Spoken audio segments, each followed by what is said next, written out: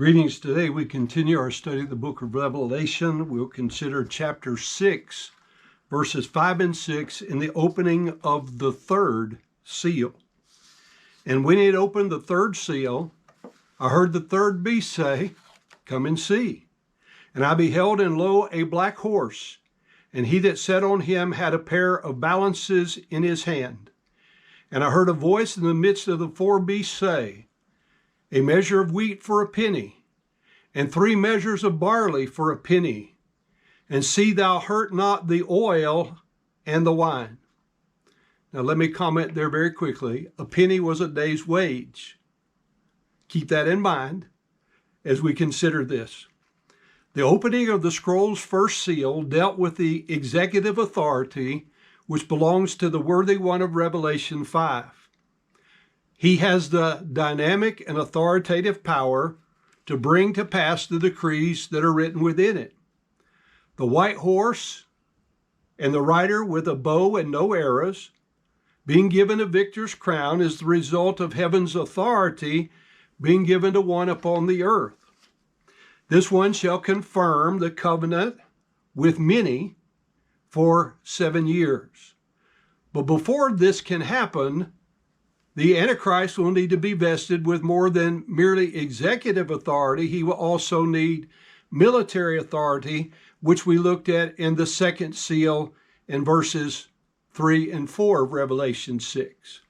Now in the third seal, we look at economic authority will also be given.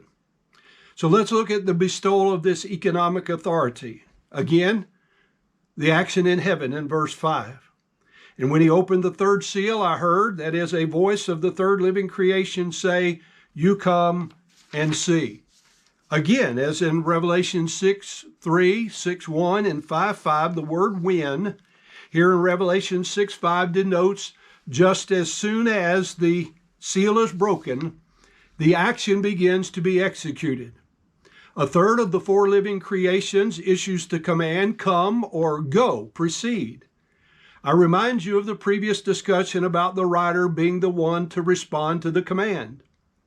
And again, we must ask the question, who is the rightful heir to this economic authority granted in this seal?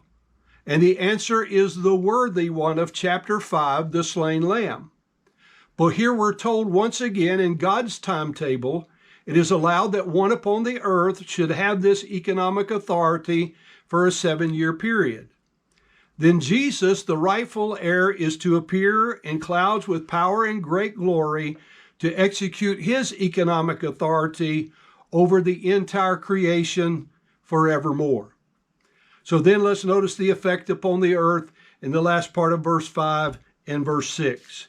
He says, "And I beheld, I saw, and lo, behold, a black horse, and the one sitting upon him having a balance scale in his hand. And I heard a voice just as the one out of the middle of the 4 living creations saying, 'A quart measure of wheat for a penny, for a day's wage, and 3 quarts measures of barley for a penny, and you may not injure the olive oil and the wine.'"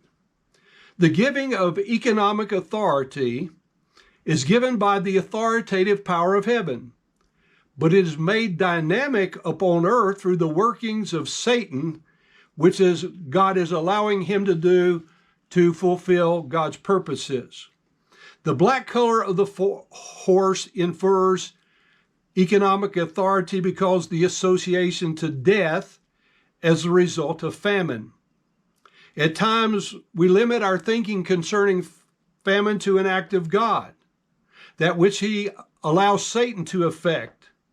Or as the world is prone to say today, and I quote, "a cruel act by Mother Nature," end quote. This phrase, "having a balance scale in his hand," denotes the present possession of economic authority.